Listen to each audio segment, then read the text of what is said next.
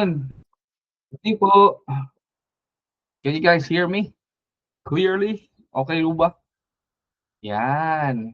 Medyo ano tayo today? Medyo formal. Okay lang po ba? Good evening to each and everyone ulit. Welcome sa ating online Bible study. And first things first, I'd like to greet everyone a Happy New Year. Yan. Happy New Year.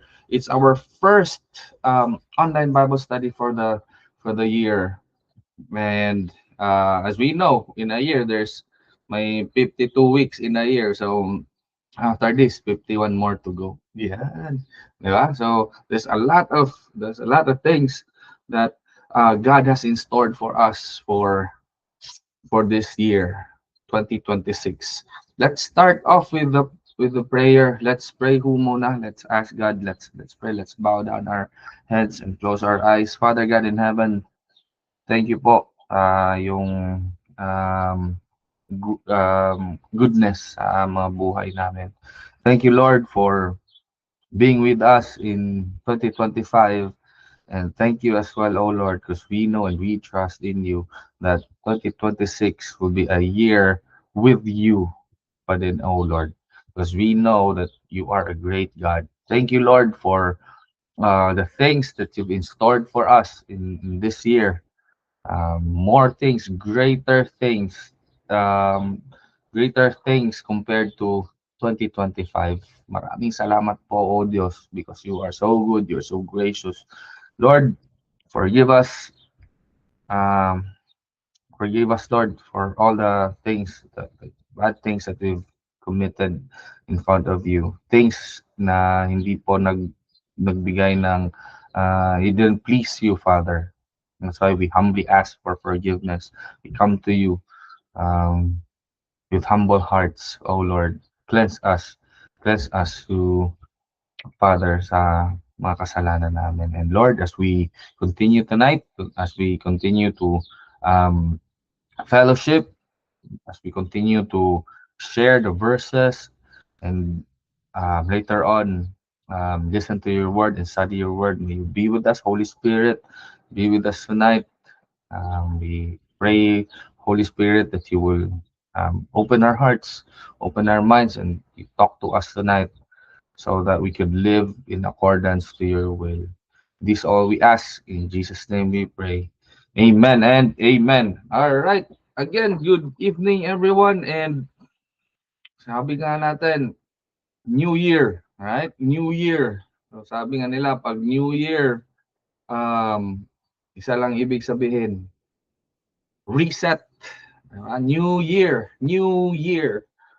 reset, bago, new things in store for us. Others would say, new year is a new beginning, and right, it's time to move forward. Whatever happened in 2025, all the negative things there may be, right? Let's leave those behind and let's press forward, right, in 2026. And let's remember the good things, the great and mighty things that God has done in our lives. Amen ho ba? Okay. Um, what else? New Year, bagong wag niyo na palitan niyo na yung ano ha, yung pag nagsusulat kayo ng date, especially those with diaries, yung nagsusulat. Kaya paminsan pag January talaga para 2025 pa rin mailalagay. Dapat 2026 na. Okay? Amen? Alright, so let's move forward. Next slide. Sabi natin, we have our weekly church services, and I invite each and everyone. You are, if you're near or you are in Hamilton, we have our prayer meetings every Wednesday, 7:30 p.m. Friday, we have Bible study face to face at 7:30 p.m. Bible study tomorrow will be in Pastor Van's house, 7 Jefferson Street, right? We have our worship service at 10 a.m. on Sundays. See you there. And right after our service, our lunch, we have our youth ministry. All right. So let's move forward. Next slide po. Okay, so it's time for us to share our memory verse of the week. Memory verse of the week. Meron kayong gustong ma-share na verse for the week. You can you can chat it down, and then I will read through it, and let's encourage each and everyone with these verses. All right? Siguro it's better, right? Siguro today, was it today, or let's start today? Siguro now, once we share our memory verses, we'll give time to those who shared their verses to tell us and to share to us, to encourage us why that verse um, encouraged you, and why you would like to encourage us with that verse. Let's start off. Ayan, Joanna, Psalms 90 verse 1 to 2. Can you share to us? Can you read that aloud, Vic, for everyone? Good evening, everyone. Gako ba?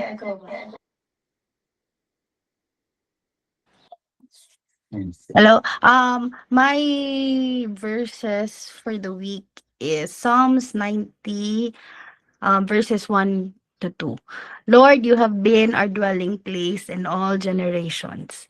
Before the mountains were brought forth, or ever you had formed the earth and the world, from everlasting to everlasting, you are God.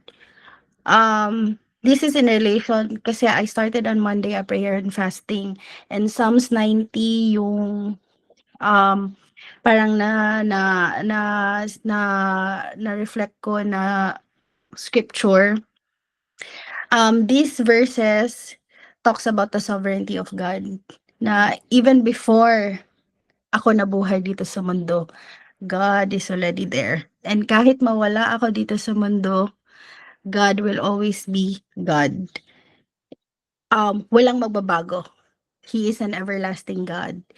And this chapter pala is the prayer of Moses, na it talks about yung buong scripture ng Psalms 90. It talks about the how well, it will show us how well do we know God, and how do we know ourselves, and why do we need to pray for God's favor. So, ayun lang for yun lang mashi-share ko, kasi kung magshi-share ako ng mahaba baka maubos ang oras ni Pastor Chill.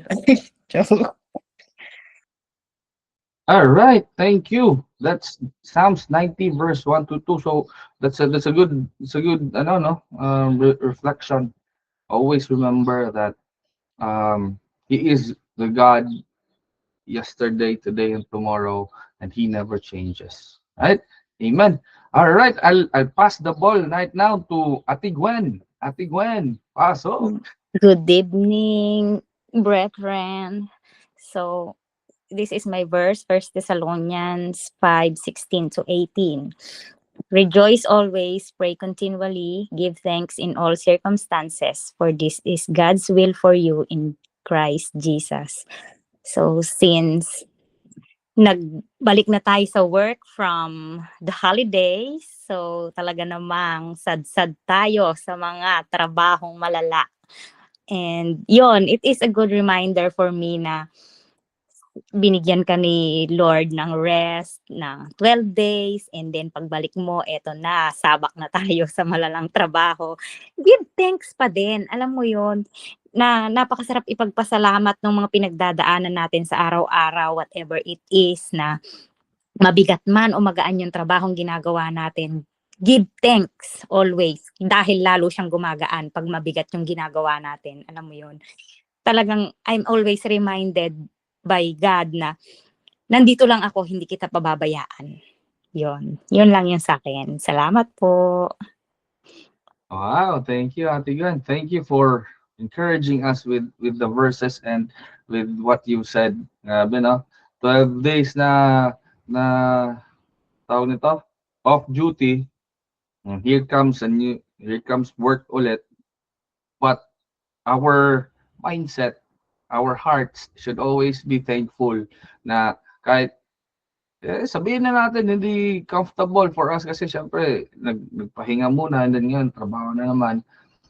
It's a great reminder that, hey, you should always be thankful. You should always be thankful because that's God's will for us. Each and every step of the way, lahat ng bagay na nangyayari, lahat ng bagay na nakikita, pinagdadaanan natin, you always have to thank God. Wow. Thank you, Ate Gwen. Ang ganda. New Year na New Year. Balik trabaho. Yung iba siguro, holiday mode pa. Parang ayaw pa. Parang diesel, kumbaga, sa sasakyan. Parang ang bagal uminit, ano. Kasi, from pahinga eh. But now, let's be encouraged. Let's be thankful. When we are thankful, then it gives us the fuel. It fuels us up to, to be better. And wow, tara, let's go. Hataw, trabaho naman. Alright, amen to that. Ako naman mga kapatid, I have here Proverbs chapter 16 verse 3. Naalala ko to, I think this is the first memory verse na sa ulo ko nung bata pa ako. Okay?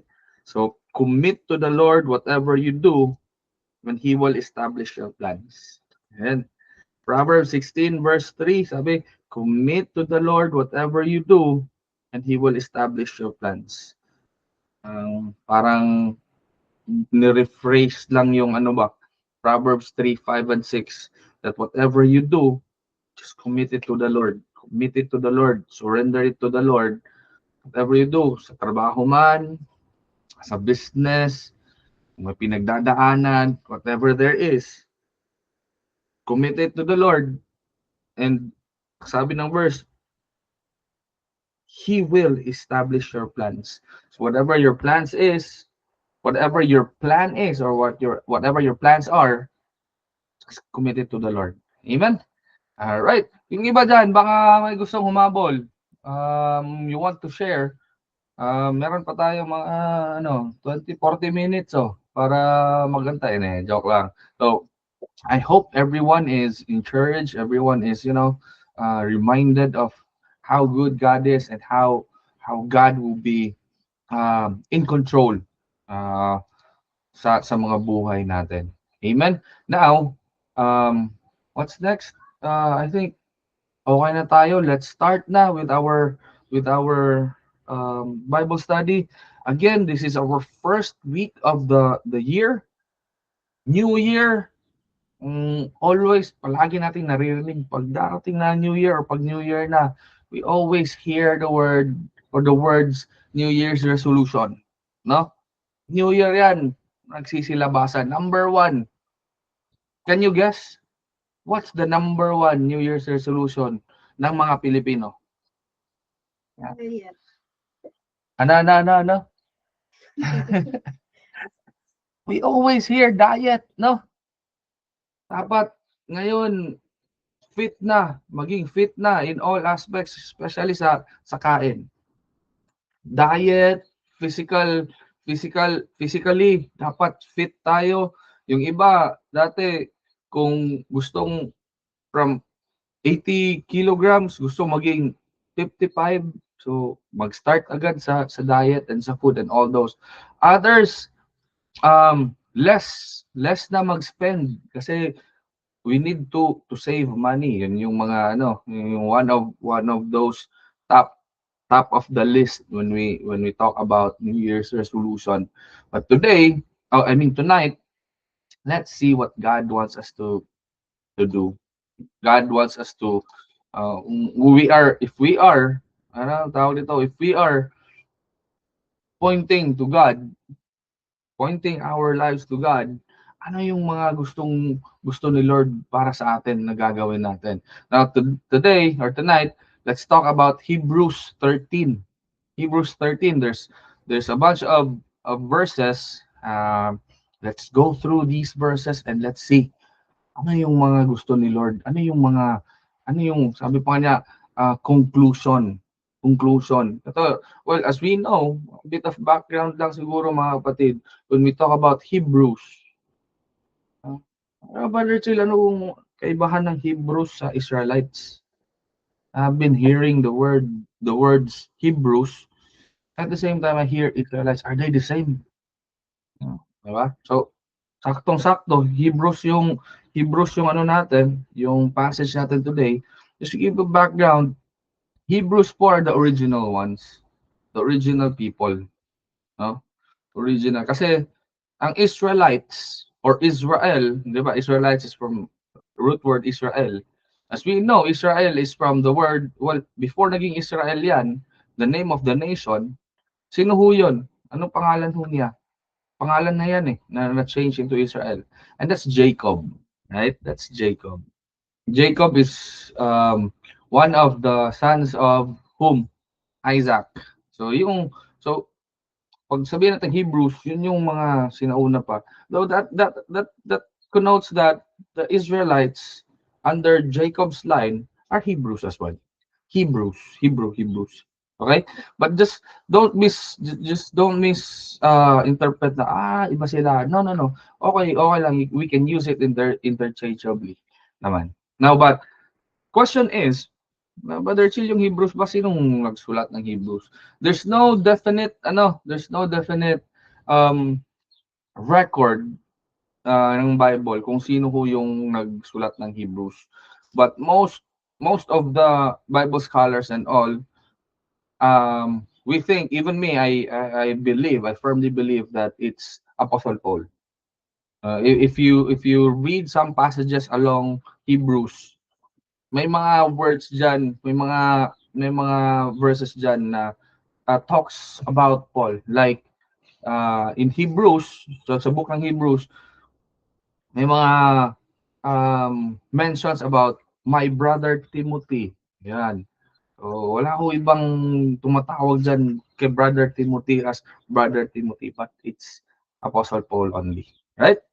So, malaki ang chance. Malaki ang chance na si Apostle Paul ang gumawa ang nagsulat ng Hebrews. Right?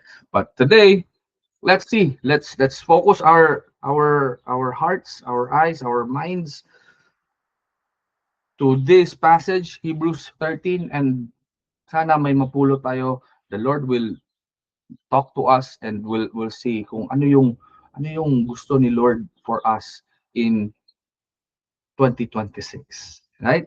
Again, ano yung New Year's resolution natin? And what is God's will for us, and what God wants for us to do in this 2026? Di na natin yan di na natin yung being blessed because we're already saved. God saved us. Jesus died on that cross on Golgotha, in the place of skulls. We're already saved and we are already heavenward na tayo. Heaven na tayo papunta. Now, the Lord wants us to live abundantly here in the world. While waiting for that glorious day na pupunta tayo doon, siyempre, si Lord, ayaw ni Lord na makita na maghirap tayo. Ano? He is a God. He's a generous God. Now, while we are here living on earth, He wants us to enjoy our lives as Christians. Not just materially, but in all aspects in our lives. Now, let's start.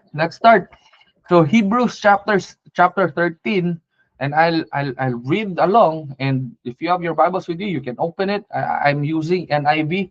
We're using NIV tonight, and if you can read along with your eyes with me, verse 1 says, keep on loving one another as brothers and sisters. And I'll pause to that. If we are looking for a nice and good, well, the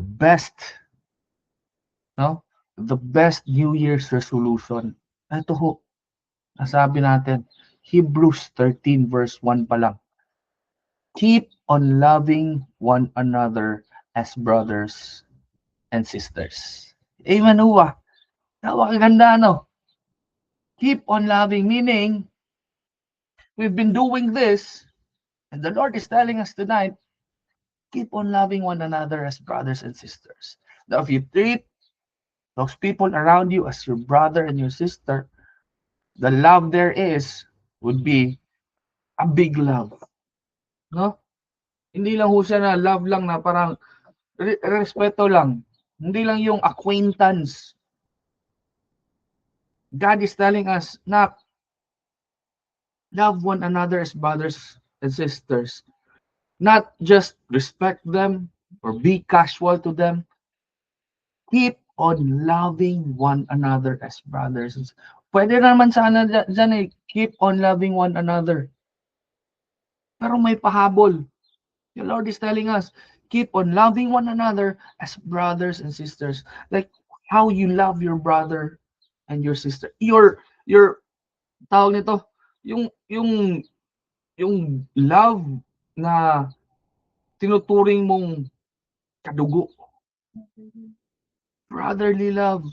Yung tawag nito, genial love na whatever happens, ano, I will be right by their side. Amen ho? That's number 1. Number 2, verse 2. Do not forget to show hospitality to strangers, for by so doing, some people have shown hospitality to angels without knowing it. Do not forget to show hospitality to strangers. Dito, sabi niya, verse 1, keep on loving one another as brothers and sisters. Now, it's opening up the gate, not just on your circle. Do not forget to show hospitality to strangers. To strangers. Napaka-specific po ng Hebrews 13 verse 2. Let's not forget to show hospitality to strangers. Na kahit nakasalubong mo lang, no?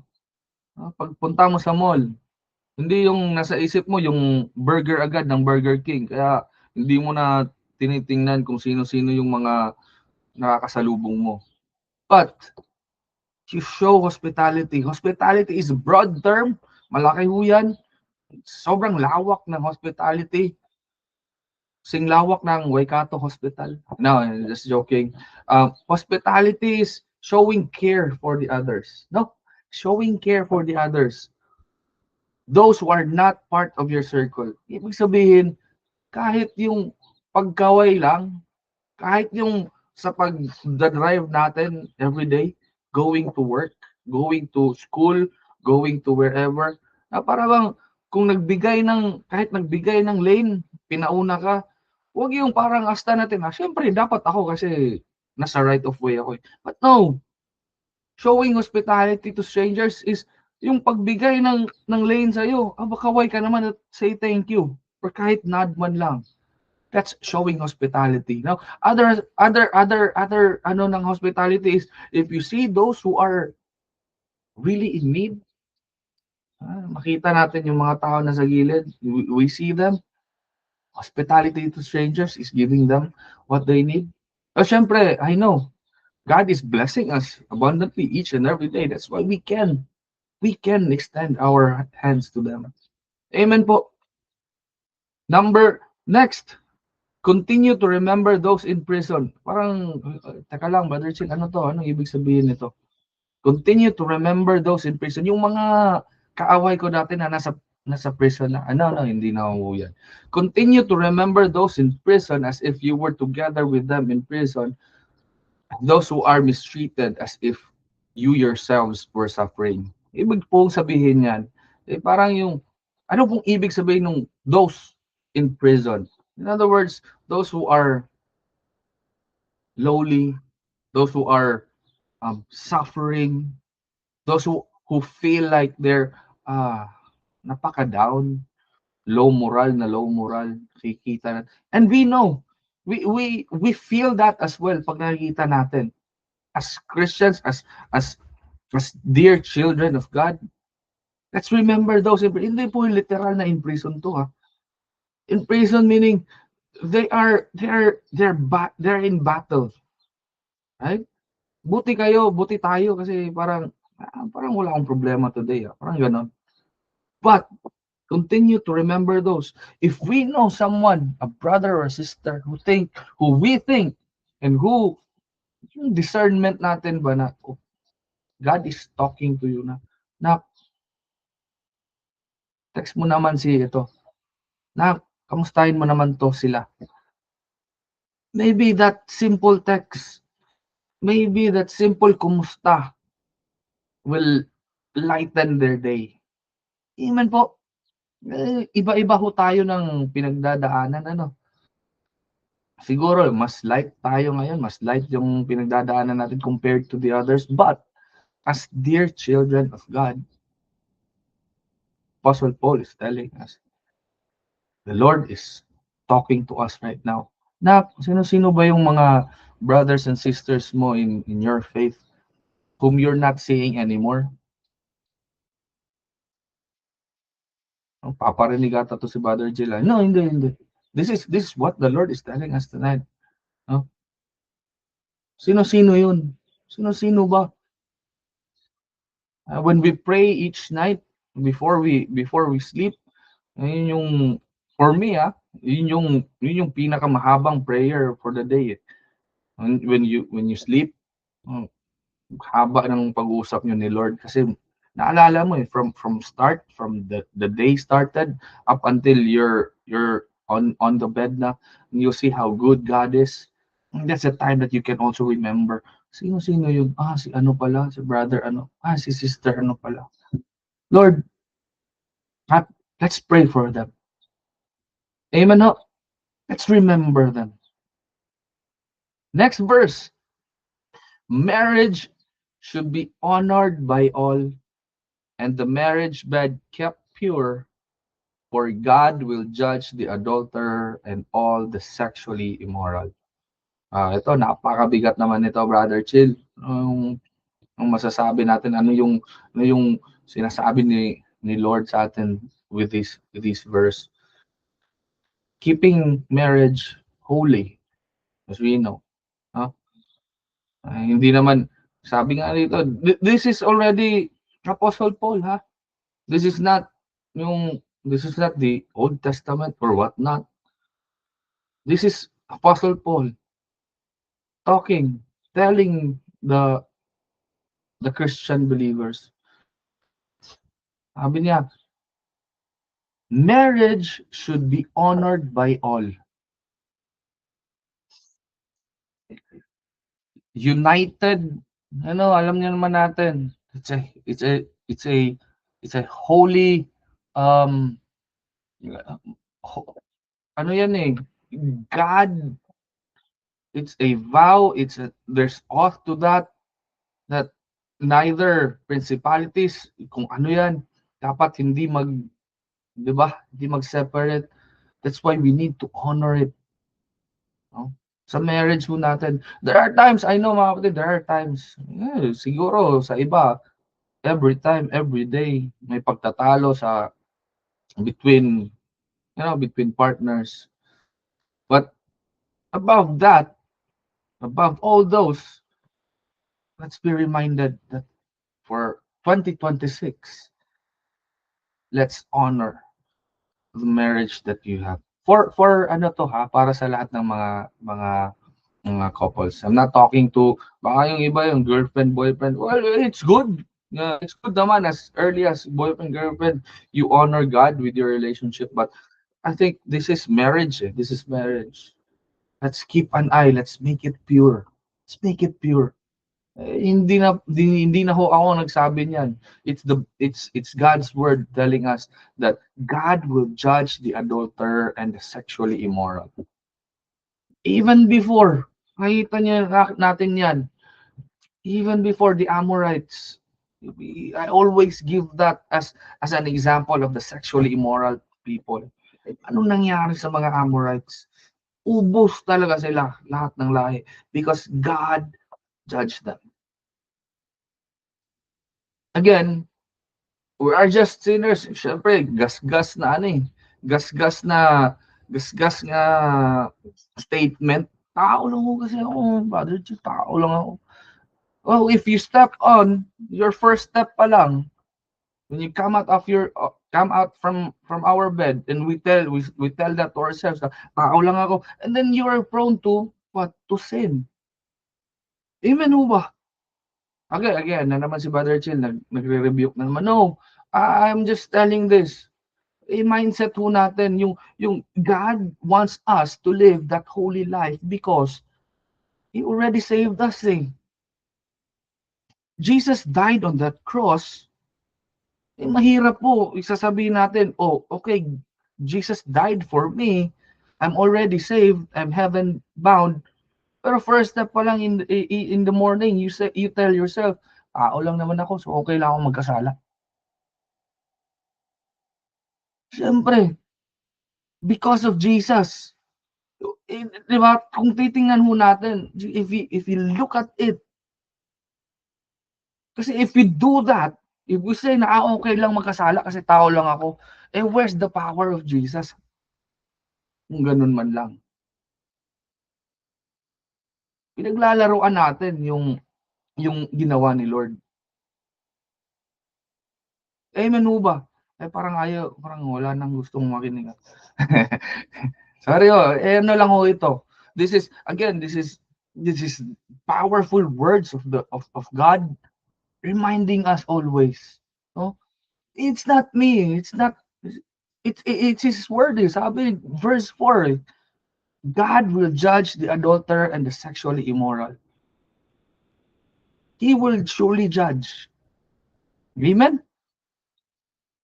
But we know, because of Jesus living in us, then we can say no to sin. Yun ho eh. Amen ho? Now let's continue. Verse 5, sabi, keep your lives free from the love of money. Hindi ko sinabi dyan, keep your lives free from money. Wala, mahirap pong buhay na yan kung we don't look for money. Key term po dito sa verse 5, the love of money. Amen? Keep your lives free from the love of money, because if you're going to concentrate and to focus, yung love natin, yung focus natin nasa money na lang palagi, wala na. There's another verse that says, for the love of money is what? The root of all evil. Hindi naman sinabi doon because of money. Because of money, it's the root of all evil. Money is the root of all evil. Hindi yun. The love of money, it's the attitude towards money. Ang sabi nga dito, next point, and be content with what you have, because God has said, never will I leave you, never will I forsake you. Be content with what you have. Hindi naman sinabi dito, be content with your life. Uli. Ang sabi dito, be content with what you have. So whatever you have in your purse, whatever you have materially, be content with that. Bakit? Because God will never leave you. In other words, yung mga meron tayo ngayon, let's be contented because we know in our hearts and in our minds that God will supply everything to us. Kung ano yung meron tayo ngayon, pupunuan at pupunuan yan ni Lord. Amen ho ba? Kaya nga, don't free your lives from the love of money. Kasi parang ang mangyayari kasi if you love money, yung love of money nandyan ka palagi, aba it means one thing. Your faith is on the money, not on the provider. Amen. Sabi nga dito, may quote, never will I leave you, never will I forsake you. This verse, just a background, kung nakita nyo yan, mga naka-indented ho yan. Never will I leave you, never will I forsake you. That points out to what? Deuteronomy chapter 31 verse 6. Ano yan? What's that, Brother Chill? Deuteronomy 31 verse 6 or Deuteronomy 31 is when Moses was about to die and the Israelites was facing the giants of Canaan. Sabi ni Lord sa kanila, never will I leave you nor forsake you. Right? Canaan is for you. The land of promise is for you. Nandun lahat. Yun yung land na para sa inyo. Pero yung nakita nila, may mga giants, di namin kaya. Right? At sabi dito, never will I leave you, never will I forsake you. It's not even talking about daily bread. Past na sila sa daily bread eh. This is the 120th year ni Moses. Which year na mamamatay si Moses? And prior 40 years, daily bread was already there. That's what we have learned sa Moses series last year. Right? But this time, we're talking about giants. So i-connect natin yan. Okay, love of money and then giants. Ano ba to? So may giants tayo and then love of money. Kailangan natin ng money but the love of money dapat i-free natin yung self natin from that because balik tayo dito. God will never leave us and God will never forsake us. Amen? Brother Jim, verse 5 pa. Matatapos ba tayo this night? Okay, let's continue verse 6. So we say with confidence, the Lord is my helper. I will not be afraid. What can mere mortals do to me? Uy, na-quote na naman tong verse na to. The Lord is my helper. I will not be afraid. What mere mortals can do to me? Can you remember this? Saan to galing? This is Psalms 56.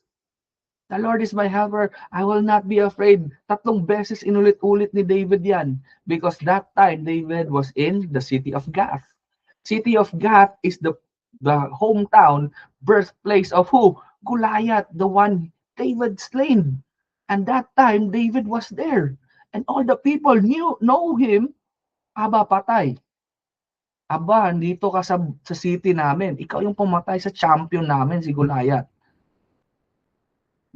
But David said, the Lord is my helper. I will not be afraid. Anong magagawa ng mga tao dito sa amin when I am with the Lord?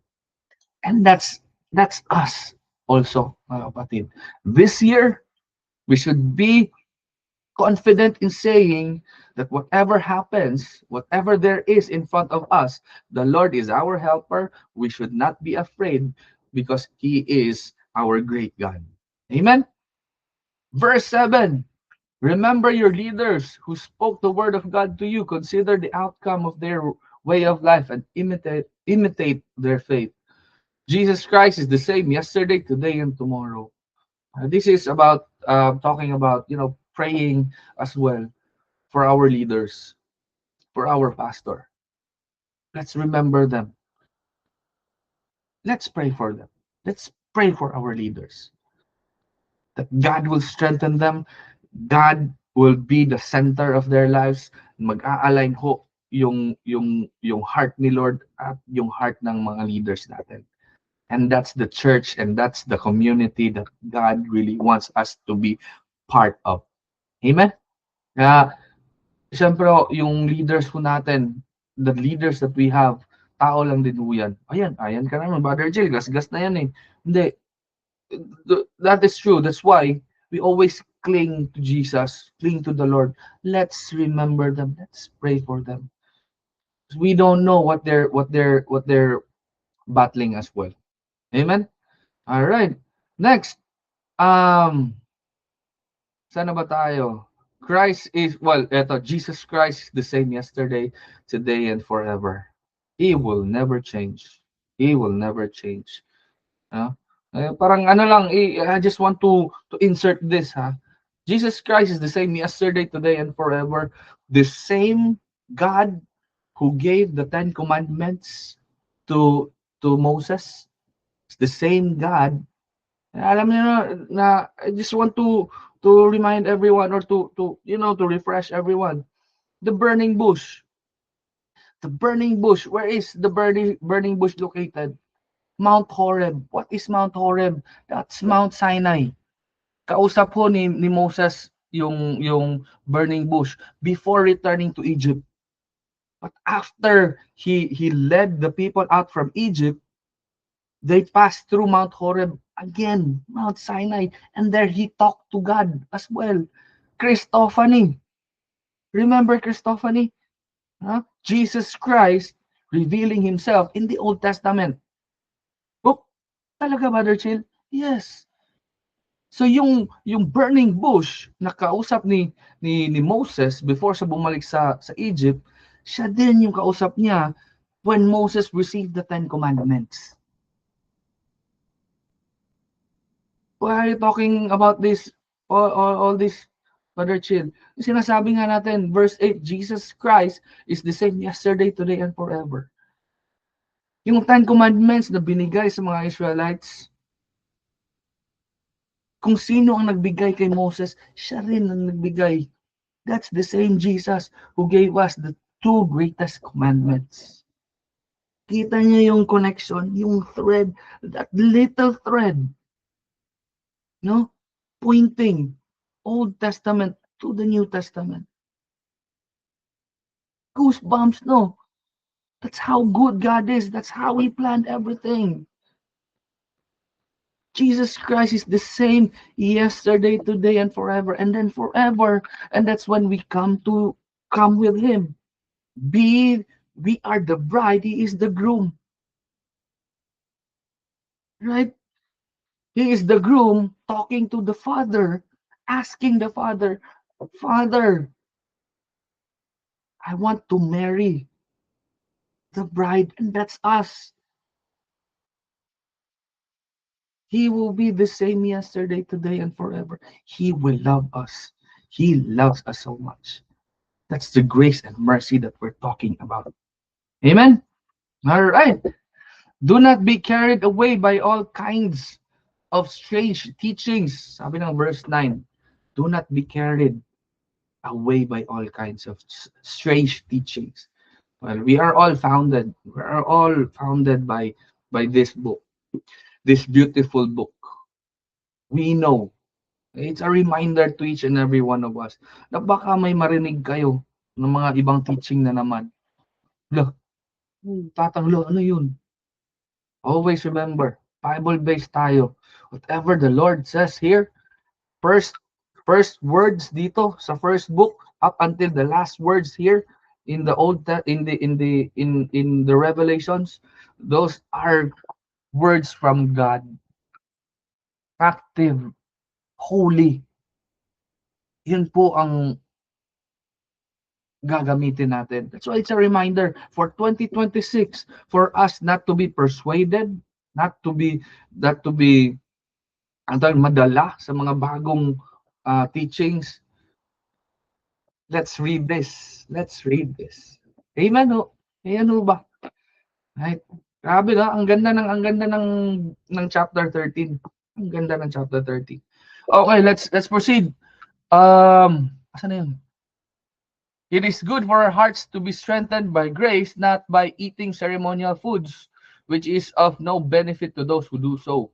You have an altar from which those who minister at the tabernacle have no right to eat. Itong sinasabi dito sa Mosaic Law. Sa Mosaic Law. Again, nami-misinterpret kasi ang Mosaic Law. Sinasabi Mosaic Law is given by Moses. No, it's not given by Moses. It's given by God to Moses to tell it to the Israelites. Right? Itong ceremonial foods na sinasabi ng verse 9, I think one of the preachings na deliver natin in the past, yung burned offering, hinahati nila pag nagkasala sila dati. Right? Peace offering nila to the Lord. Half divided into 3. Yun. Yung 1/3 bibigay sa high priest. Yung half is i-burn lang nila, then half they're going to eat it. Right? So, yun yung sinasabi dito sa verse 9 na we don't do that anymore. Because why? We don't do that. Isipin ho natin kung ganun, every day pala tayo maghahanap ng lamb. No? Kasi every day we sin. Yun yung wala na tayo sa Mosaic Law. Yung cleansing part, yung mga ceremonies. Yun yung wala na tayo dun. That's what Mosaic Law is all about. Tatlo ho yan. I maybe one of the series natin this year, let's talk about the Mosaic Law para we'll know. We'll know kung ano. Ito pala. One of the 3 categories there is cleansing. Ito yung cleansing na sinasabi. Na if they sin, alam, magpapakatay, tapos they burn it. Tapos, ito pa, napaka-stricto nun just a bit of context. Yung sinusunog nila, di ba, one-third sa high priest, one-third is to the Lord, the incense, then ang one-third, lulutuin nila, uubusin nila yan the whole night. Dapat before the new day or the dawn, dapat ubusin nila lahat yan. Eh kung ako lang isa, wala akong pamilya, ubusin ko yun, aba, everyday ako ganun, kasi everyday ako nagkasala. Siyempre, di ba? But again, let's veer away from that hot topic. Let's move forward. What God is telling us right now is that Jesus is the high priest. And in verse 11. The high priest, the blood of animals into the most holy place as a sin offering, but the bodies are burned outside the camp. And so Jesus also suffered outside the city gate to make the people holy through his own blood. Ang ibig ko sabihin yan, sabihin niya outside the city, outside the gate, ang ibig sabihin yan, Jesus' love is not just contained for his people. God's love, ang love ni Jesus is for everyone, kahit yung nasa outside pa. Nasa outside of his circle, yan ang love ni Jesus for everyone. Alright? Okay. And so Jesus suffered. Okay. Verse 13, let us then go to him outside the camp, bearing the disgrace he bore. For here we do not have an enduring city, but we're looking for the city that is to come. Well, sabihin nga natin, city to come, and that's the kingdom that Jesus is bringing to us. And that's we are already part of. And that's an everlasting kingdom. Okay? Hindi lang ho yung pag save ka na, okay ka na, dyan lang. No. You are saved because you are being part of a great kingdom. A kingdom. Hindi lang ho yung kingdom na parang, okay, tayo na grupo dito. Parang gangster ba? Hindi lang ho yun. Yung kingdom na prepare ni Lord, ni Jesus para sa atin, which we are all part of, is a great kingdom. Amen? Through Jesus, therefore, let us continually offer to God a sacrifice of praise, the fruit of lips that openly profess His name.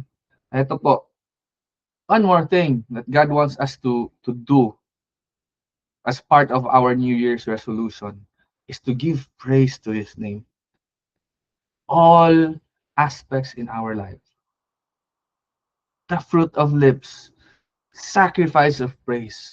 Each and every part. Pagising, Lord, thank you. Lord, I praise you. You are so good in our lives. Amen ho ba?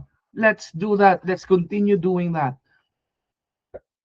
Next, and do not forget to do good. Eto na. Ito yung gusto kong i-highlight for tonight. Verse 16. Do not forget to do good and to share with others, for with such sacrifices, God is pleased.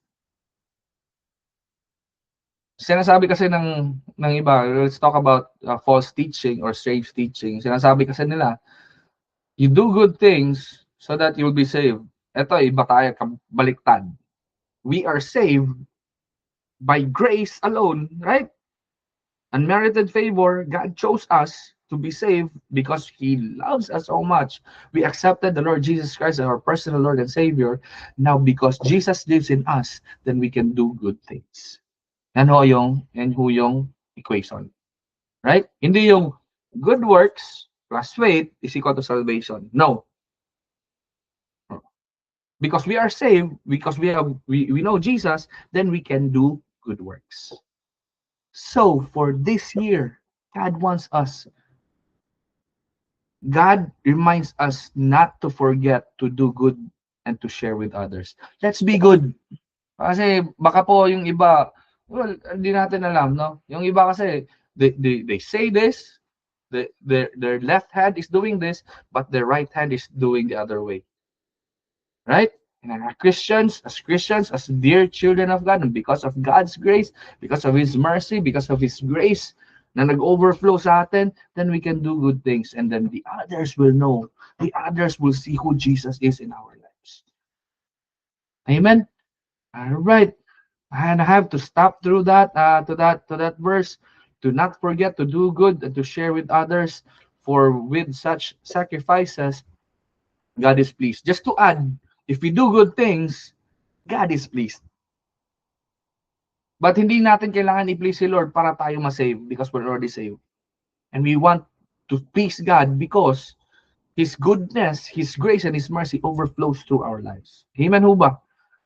Amen, amen, amen. Sana ho may nakuha tayo tonight in preparation for 2026. Amen. Just a tawag nito, just a announcement. Starting next week, we'll start a new series. I'm so excited to start off this series. This is all about the kings of Israel. Wow! Let's talk about First Kings. Actually, let's start off First Samuel to Second Kings, and let's talk about those kings. Ilan sila? Ano nangyari sa Israel? What happened? So that we'll know, and then we'll see what God is talking, what is God speaking to us through the lives of these kings. Amen. And I want to release everyone the blessing. Numbers chapter 6 verse 24 to 26. May the Lord bless you and keep you. May the Lord make his face shine upon you and be gracious to you. May the Lord turn his face towards you and give you peace. Let us pray. Let us pray. Let's close this in prayer. Thank you, Father God in heaven, for this wonderful night. Thank you, Lord, for reminding us, and thank you, Lord, for giving us the passage, giving us your word on how to have our own New Year's resolution. Thank you, Lord, for your word. Thank you, Lord, that we are reminded and we are educated. Oh, not really educated, but we are um, we are given, we are directed by your word to what we should do in this 2026. We are already blessed by you, Father. We are already expecting great things from you this year. That's why we want to please you. We want to continue to do good to everyone around us. May you bless us continually. In Jesus' name we pray. Amen and amen. Good night, everyone. See you.